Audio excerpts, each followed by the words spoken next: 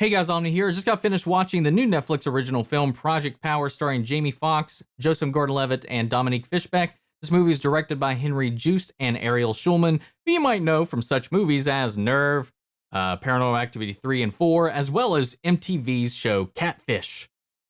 Anyway, we've reacted to this trailer that came out a little while ago for this movie, and I thought it looked pretty interesting. The visual effects, I think, were the big draw for me. This idea of this drug that gives a random superpower to anybody that takes it for 5 minutes.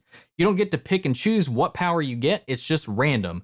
You could get something awesome, you could get something terrible, and you could just die from the results and OD instantly. It's really interesting because I think if this was something, I think that's a very good comparison and metaphor for real drugs, for the ones that exist here, is just that, that draw, that escape, that temporary high to escape reality, feel more than yourself, to elevate yourself in some sense.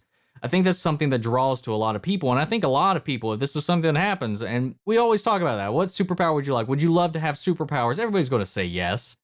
And, if that was an opportunity out there, you better believe that's going to give people a lot of rush. That would be something that would take off pretty well. We've seen some other films like this where we're trying to do this gritty superhero powers in real life setting where it's not really a superhero movie, but we're trying to do something a little fantastical with it. Things like Code 8, Jumper, Push. And I feel like this movie was very much so in that vein.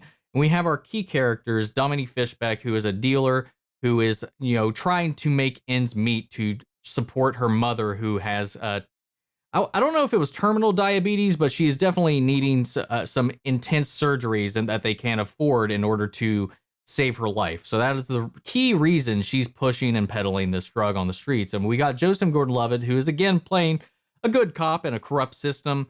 And he's just this guy who's trying to do everything he can to protect his city and the community, while everybody else around him is just doing things and letting things slide and just letting it all kind of get out of hand, or just not really giving it any kind of investment.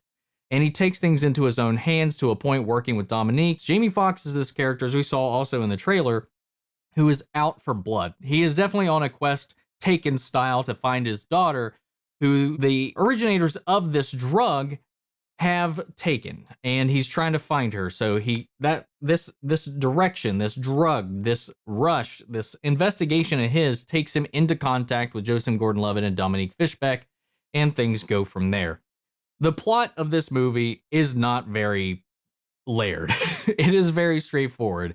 You're not going to go into this, get any kind of heady philosophical things. I think the closest thing to this gets to is sort of these themes, is this idea of, things being systemic, fighting above your status, fighting outside of yourself to escape it, using your own personal power. What is it about you that you are born with that you can use, that is your power, that you can help elevate yourself and use that power to right things in the world and stuff like that? And I thought that was really interesting, and it plays into some ideas and themes of what's going on with Dominique Fishback's character. And I did like it. It was very well thought out and well done. It's just everything around that, and that's only a small part of it that it dives into. The rest of it is very much just kind of taken. I think what this movie does really well is, when it's happening, is the visual effects. I feel like the concept of this movie was made more as a way for this studio to show off its visual effects reel, because the visual effects in this movie itself are some of the best parts of it. When the superpowers kick in, I think it looks amazing. From the fire guy that we saw in the trailer and the chameleon dude, there's lots of other things that happen later in the movie that I'm not going to spoil or anything like that are really fun to play with, like particle effects, different kind of styles, textures, mappings, these creative ways that they could show off how good and realistic they can make some of these superpowers come off and look. I think that's what the main draw of the film is, and I think a lot of that helps because it is this dark, gritty, grounded kind of approach to it.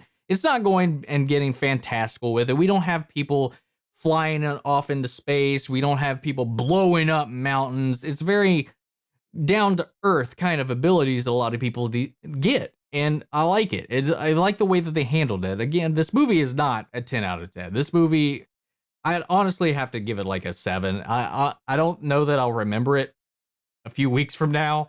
I don't know how this would have done if it was in theaters. Honestly, Jamie Foxx carries this movie, and I think Dominique Fishback actually does a really good job. If you've seen Joseph Gordon-Levitt play a cop, you've seen Joseph Gordon-Levitt play a cop. And that's what he's doing in this role. He's still charming, he's still charismatic, and he still draws you in. But it's really Jamie Foxx and Dominique Fishback's performances that really kind of carry the weight of this film. Because again, like I said, the plot itself is so basic that it leaves nothing to the imagination. It does create like a world that you might want to revisit since this is a Netflix project. Who knows? We might get like a Project Power spin-off series or maybe another film to follow up with it or something like that in this world.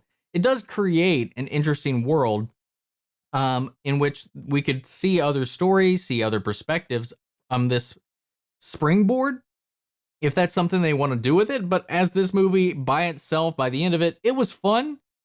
It's just forgettable. And I just want to be completely honest, outside of the performances and the special effects, it doesn't leave a whole lot of an impression. I do like the themes that it tackles in this, even though they are not really the focus of the movie. The few times they do decide to touch on it, I do think that's very truthful and real, and I think it's something that helps too, especially in various platforms, to find what you're good at, what's good about you, rather than trying to imitate what other people are doing, comparing yourself to other people's successes. And why am I not at that point? Why am I at a different point? It's because you don't operate like everybody else. You got to find out what it is about you that makes you special and stand out and use that against the world. I like that. Again, that's maybe 5 minutes of this movie, and this is almost a 2-hour film. So that's my thoughts on it. Go check it out if you got Netflix. I don't say that it would be a waste of your time whatsoever. I think it's a fun little movie. If you got some time to kill, if you just want to throw something on, hang out with the family. Yeah, well, maybe not the family. This is a rated R movie, and it does push some of those limits here and there. It doesn't go completely over the top, but it is a gory little mess at times. But keep that in mind. If you just want to chill and have something to watch, you've gone through all your shows, you've watched everything else, give it a shot. Check it out. But I don't think it's gonna blow you away by any means. But yeah, I think this was somebody's visual effects reel that they just wanted to show off and make a movie out of.